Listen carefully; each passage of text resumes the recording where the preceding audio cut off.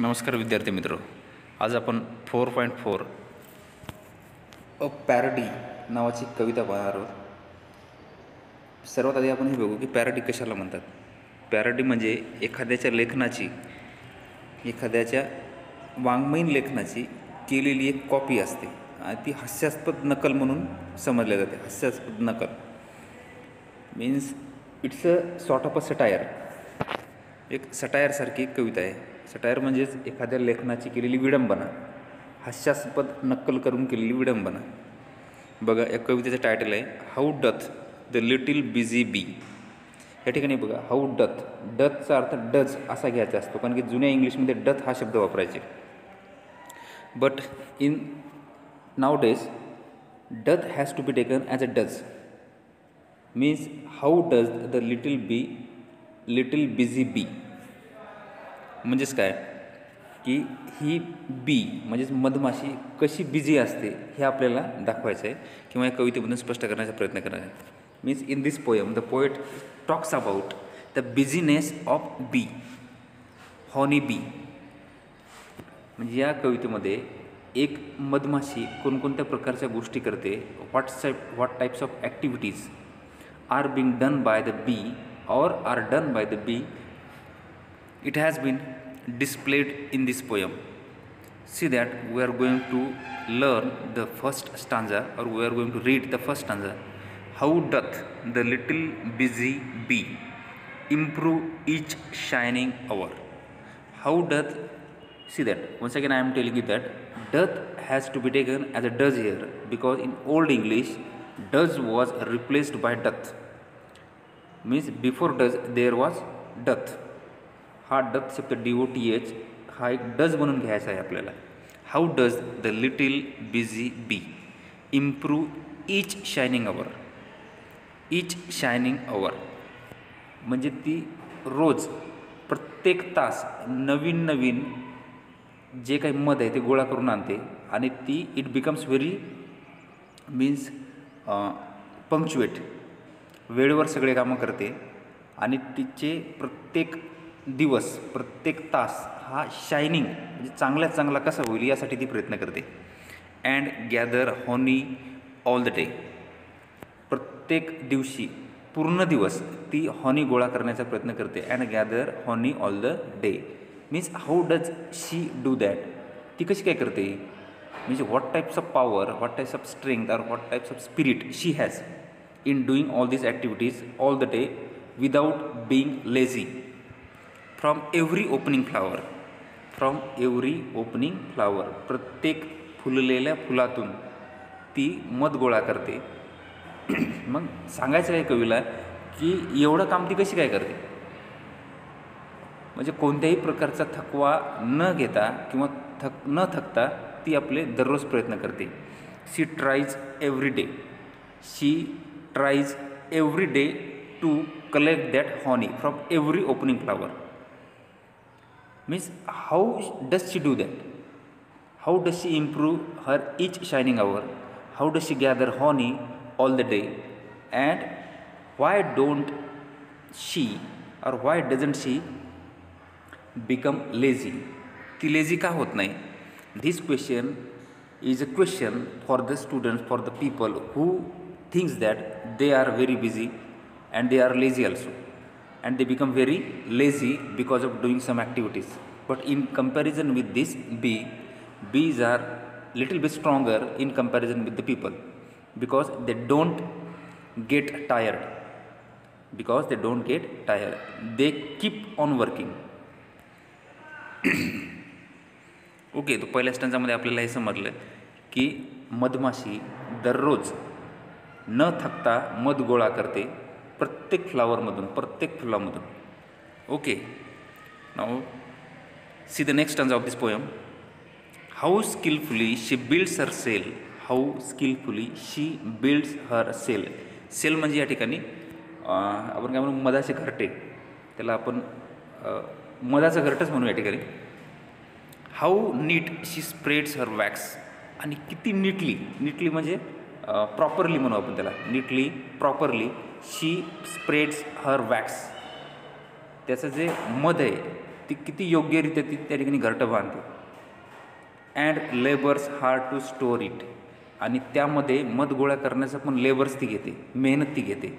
It well with the sweet food she makes. आणि याच्या मागचं एकच कारण आहे, because she makes a sweet foods. एक सुंदर गोड मध तयार करते.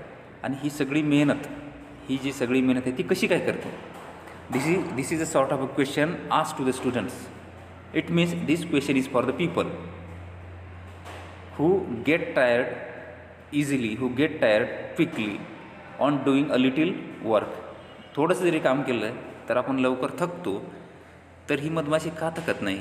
तर आपण असे प्रयत्न करत राहायला पाहिजे. चांगल्या गोष्टीसाठी आपण प्रयत्न करायला पाहिजे. Means it is been told by the poet that we should keep trying for the good things without being lazy, without getting tired. Okay. Isaac Watts. This poem is composed by, or these lines are composed by Isaac Watts. This is the name of a poet given below. Okay. या 2 स्टांजामध्ये आपल्याला या गोष्टी कळाल्या असतील की मधमाशी कोणत्याही प्रकारचा थकवा न अनुभवता किंवा न जाणता रोज पूर्ण दिवसभर काम करत राहते.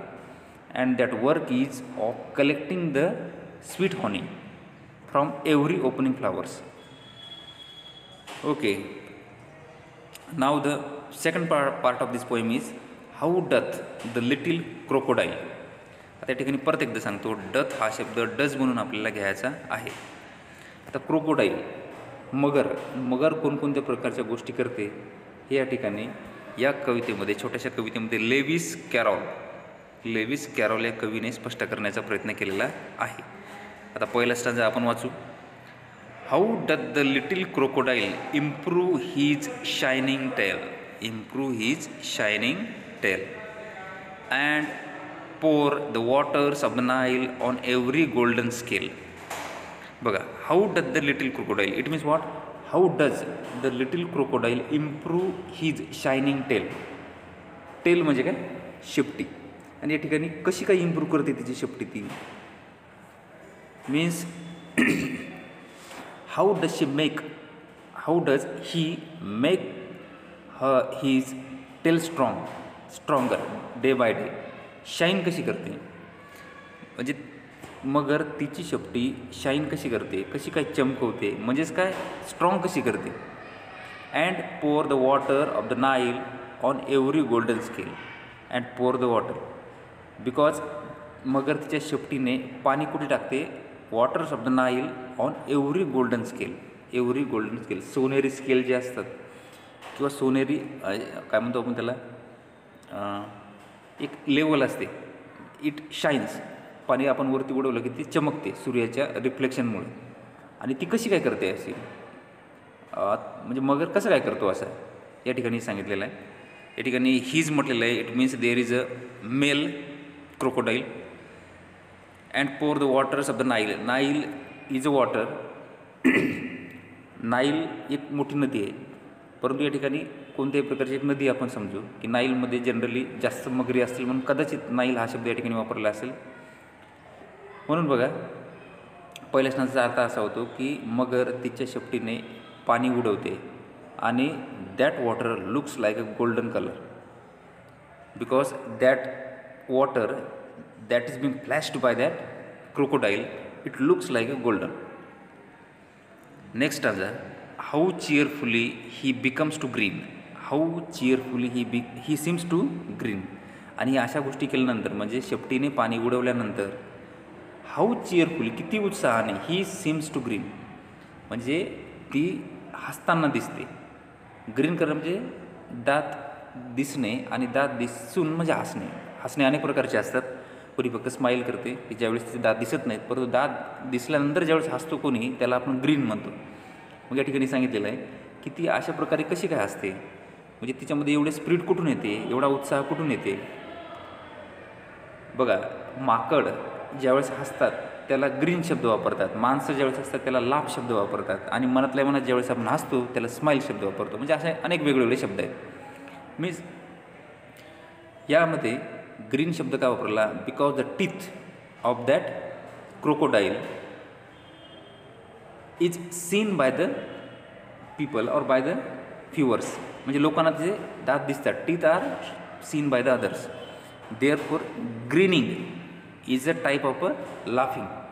म्हणजे हसण्याचा एक प्रकार आहे तो. How neatly spreads his claws. Claws म्हणजे पायाचे हाताचे पंजे. आता या ठिकाणी त्याच्या पायाचे पंजे ते स्प्रेड कसे काय करते. And welcomes little fishes in. आणि त्या पंजामध्ये माशांना कसा काय तो बोलवतो मगर. विथ जेंटली स्माइलिंग जॉस. जेंटली स्माइलिंग जॉस म्हणजे एवढं हसून एवढं हसताना तो माशाला सुद्धा बोलवतो. Fishes. That crocodile calls the fishes because he wants to make those fishes as his food. त्याला त्याचं अन्न बनवायचं असते म्हणून तो काय करतो, एवढ्या उत्साहानं त्या ठिकाणी शिकार करण्यासाठी थांबतो. आपले क्लॉज जे आहेत ते स्प्रेड करतो आणि स्प्रेड केल्यानंतर माशांना बोलवण्याचा प्रयत्न करतो की जेणेकरून तो मगर त्या सगळ्या माशांना खाऊन टाकेल. अशा प्रकारे एक छोटीशी कविता लिहिण्याचा प्रयत्न करा. या कवितेचे लेखक आहेत Lewis Carroll. Lewis Carroll is a poet of this poem.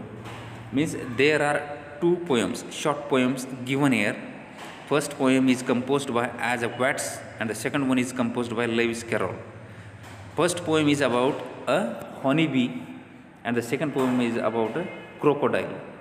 Means in both of the poems there are describe the activities, daily activities of these two creatures.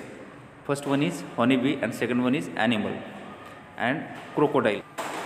In this way we have tried to understand or we have tried to learn this poem.